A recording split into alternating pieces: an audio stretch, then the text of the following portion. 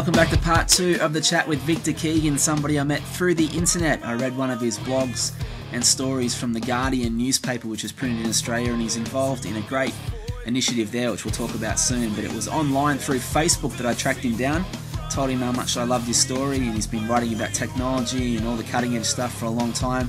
And we met up on this day. It was May the 1st, just down the road from Buckingham Palace in St James Park.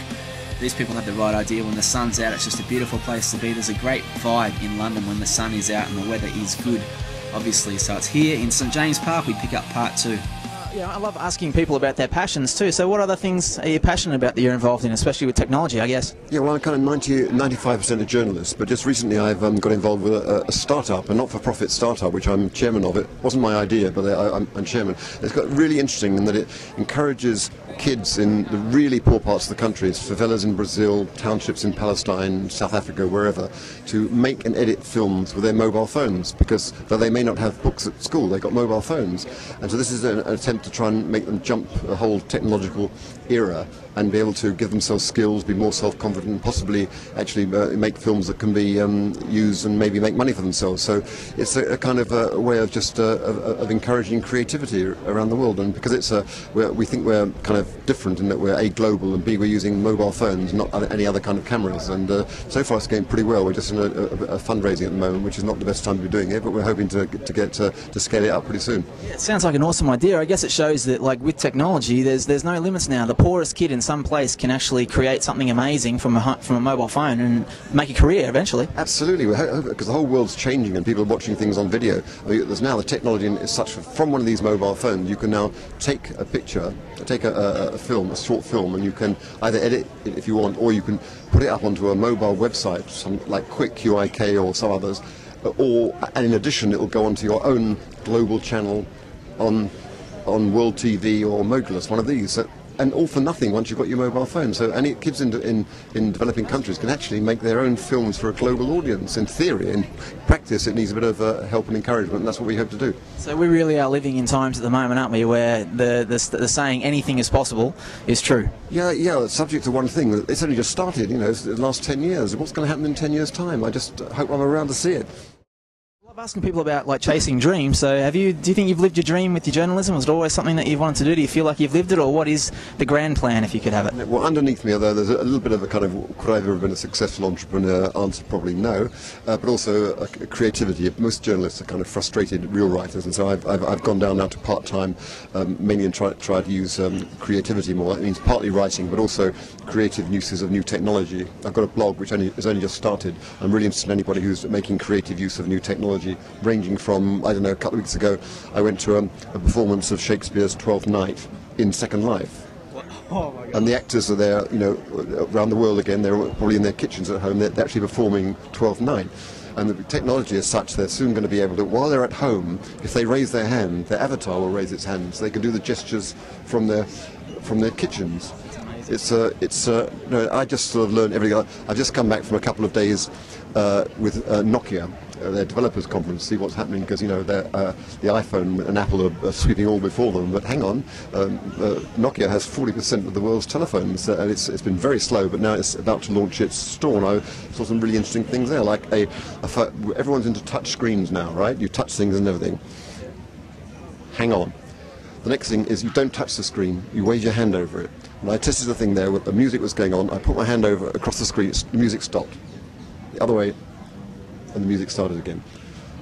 That's pretty amazing. So where's that going to go? You're going to be able to type remotely onto the screen? Yeah. People are just so inventive with these uses of new technology, and it's becoming cheaper and cheaper to do it. Example, somebody sitting next to me at this conference in the big hall turned out to be from Shoreditch in London, which is just over there, and his company just put up an app for the iPhone store. It was one of those sort of silly bugger things. You've got a selection of mouths, and you start speaking, and the mouth starts moving on the iPhone app. Wow. And it's only been going a month.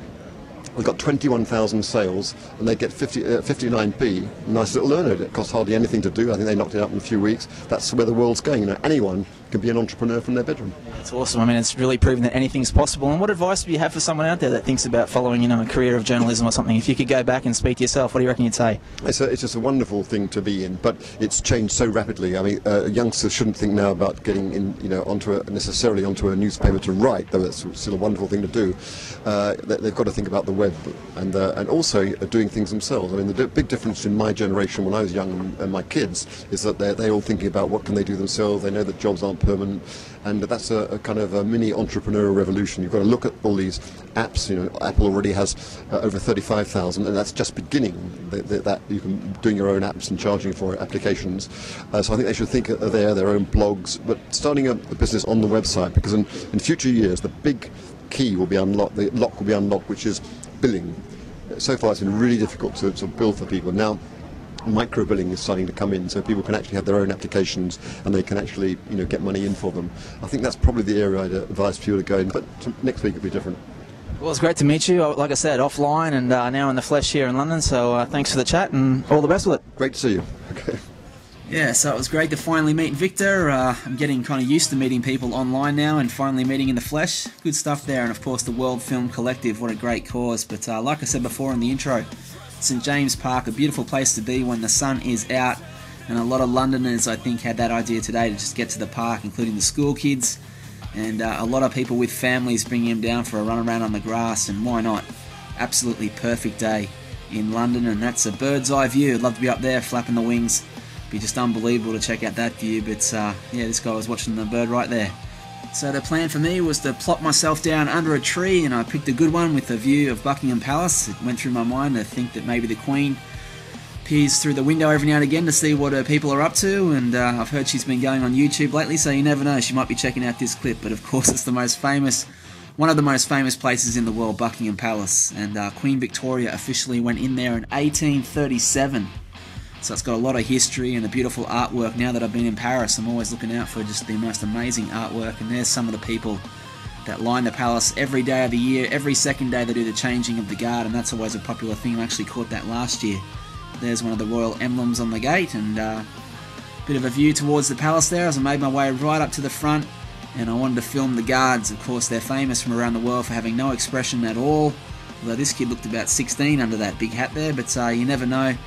So it was great to be there filming, to also meet Victor. I was just one of the tourists checking out everything else on the day, and I made my way back to the tube for the short ride back to Bayswater, and this is what I found on the way home.